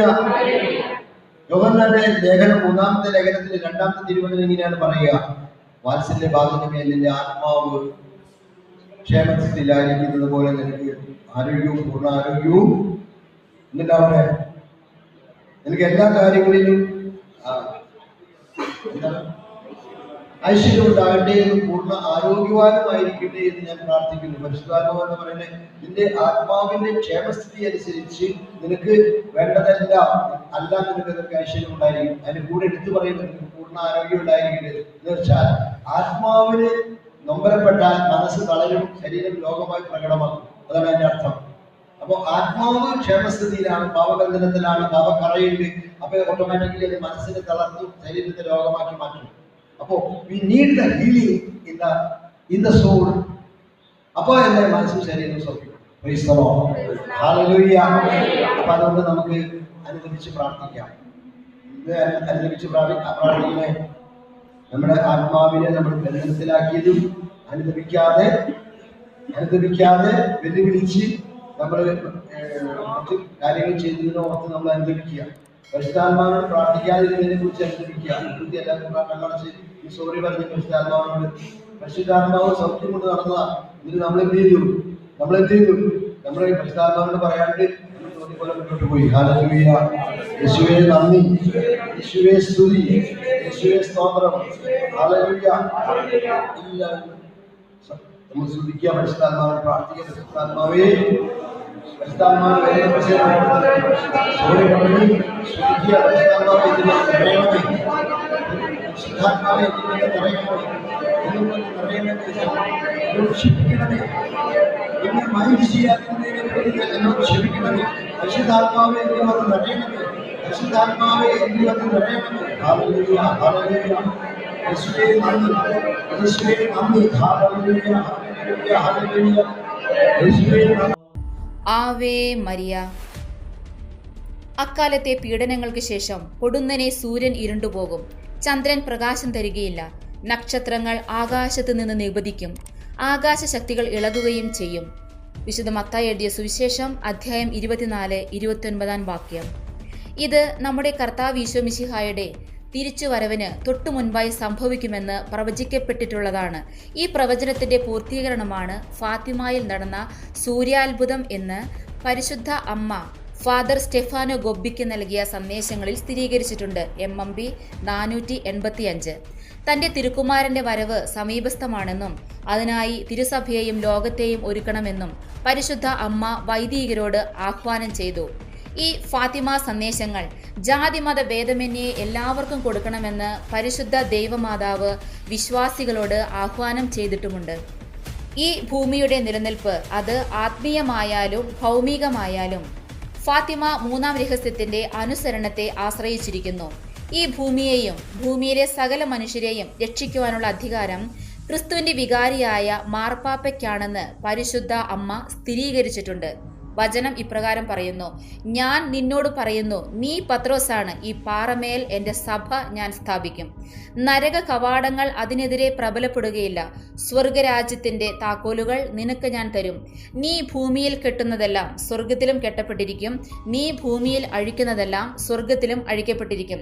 വിശുദ്ധ മത്തായി എഴുതിയ സുവിശേഷം അധ്യായം 16, 18, 19 തിരുവചനങ്ങൾ. ഈ വചനമാണ് പരിശുദ്ധ അമ്മ സ്ഥിരീകരിച്ചത്. എന്നാൽ 1960 മാത്രം തിരുസഭയ്ക്കും ലോകത്തിനും കൊടുക്കാൻ പറഞ്ഞ സന്ദേശം 1959 തന്നെ തുറന്നു വായിക്കുകയും കുഴിച്ചുമൂടുകയും ചെയ്തു. 1960 ഫെബ്രുവരി 8 ANI വത്തിക്കാൻ ന്യൂസ് ഏജൻസി പുറത്തുവിട്ട വാർത്ത ഫാത്തിമ മൂന്നാം രഹസ്യം ഒരിക്കലും പുറത്തുവരില്ല എന്നാണ്. ലോകമെമ്പാടുമുള്ള വിശ്വാസികളുടെ സമ്മർദ്ദം മൂലം 2000 ഈ മൂന്നാം രഹസ്യത്തിന്റെ ഒരു ഭാഗം പുറത്തുവിട്ടതാകട്ടെ വൈരുദ്ധ്യങ്ങൾ നിറഞ്ഞതും. അങ്ങനെ 1960 ഫാത്തിമ മൂന്നാം രഹസ്യം വെളിപ്പെടുത്തണമെന്ന പരിശുദ്ധ അമ്മയുടെ വാക്കുകൾ തിരുസഭാധികാരികൾ ധിക്കരിച്ചു. പരിശുദ്ധ ദൈവമാതാവിലൂടെ നൽകപ്പെട്ട സന്ദേശങ്ങൾ പരിശുദ്ധാത്മാവിന്റെ തന്നെ വാക്കുകളായിരുന്നില്ലേ? പരിശുദ്ധാത്മാവിനെതിരെയുള്ള പാപം ഈ യുഗത്തിലും വരാനിരിക്കുന്ന യുഗത്തിലും ക്ഷമിക്കപ്പെടുകയില്ല എന്നല്ലേ ഈശോ പറഞ്ഞത്? ഫാത്തിമ രഹസ്യം പൂർണ്ണമായും വെളിപ്പെടുത്തിയിട്ടില്ല എന്ന് സാക്ഷ്യപ്പെടുത്തിയവരിൽ ബെനഡിക്റ്റ് 16 മാർപ്പാപ്പ, കർദിനാൾ ഒത്തവ്യാനി, കർദിനാൾ ചാപ്പി, ബിഷപ്പ് വെനാൻസിയോ, കാനോനിക്ക Barthas, father Augustin Fuentes, father Malachi Martin എസ്റ്റേ, ഫാദർ അലോൻസോ, ഫാദർ ഷ്വൈഗൾ എന്നിവരും ഉൾപ്പെടുന്നു. ഇവർ ഫാത്തിമ മൂന്നാം രഹസ്യം നേരിട്ട് വായിച്ചവരും സിസ്റ്റർ ലൂസിയായിൽ നിന്നും നേരിട്ട് കേട്ടവരും ഈ രഹസ്യങ്ങളുടെ സൂക്ഷിപ്പുകാരുമായിരുന്നു. ഈ കാലയളവിലും ആർച്ച് ബിഷപ്പ് കാർലോ മരിയ വിഗനോ വ്യക്തമായും വിശദമായും പ്രസ്താവിച്ചത് ഫാത്തിമ മൂന്നാം രഹസ്യം കുഴിച്ചു മൂടപ്പെട്ടു എന്ന് തന്നെയാണ്. കൂടാതെ പ്രശസ്ത ഇറ്റാലിയൻ ജേർണലിസ്റ്റ് അന്തോണിയോ സോച്ചി, വത്തിക്കാൻ ജേർണലിസ്റ്റായ മാർക്കോ തൊസാത്തി, ചരിത്രകാരനായ പാവുളോ സൊളദീനി, father Nicholas Gruner, father Paul Kramer, professor John Salza, professor Taylor Marshall, professor Roberto de Mattei എന്നിവരും ഫാത്തിമ മൂന്നാം രഹസ്യം കുഴിച്ചു മൂടപ്പെട്ടു എന്ന് തന്നെ സാക്ഷ്യപ്പെടുത്തുന്നവരാണ്. പത്രോസ് യേശുവിനെ തള്ളിപ്പറഞ്ഞതുപോലെ തിരുസഭ യേശുവിനെ തള്ളിപ്പറയുമെന്നും ഇത് തിരുസഭയെ സംബന്ധിച്ച് ആത്മഹത്യാപരമാണെന്നും 12 പിയൂസ് മാർപ്പാപ്പ പ്രവചിച്ചിട്ടുണ്ട്.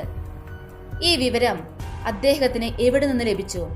ഫാത്തിമ മൂന്നാം രഹസ്യം സിസ്റ്റർ ലൂസിയായിൽ നിന്നും നേരിട്ടറിയാൻ ഭാഗ്യം ലഭിച്ച വളരെ ചുരുക്കം ചിലരിൽ ഒരാളാണ് അദ്ദേഹം. ഫാത്തിമ മൂന്നാം രഹസ്യത്തിലെ മൂടിവെക്കപ്പെട്ട ഭാഗത്ത് പറയുന്നത് തിരുസഭയിലെ ഉന്നത അധികാരികളിൽ നിന്ന് തന്നെ ആരംഭിക്കുന്ന വിശ്വാസത്യാഗത്തെക്കുറിച്ചാണ്.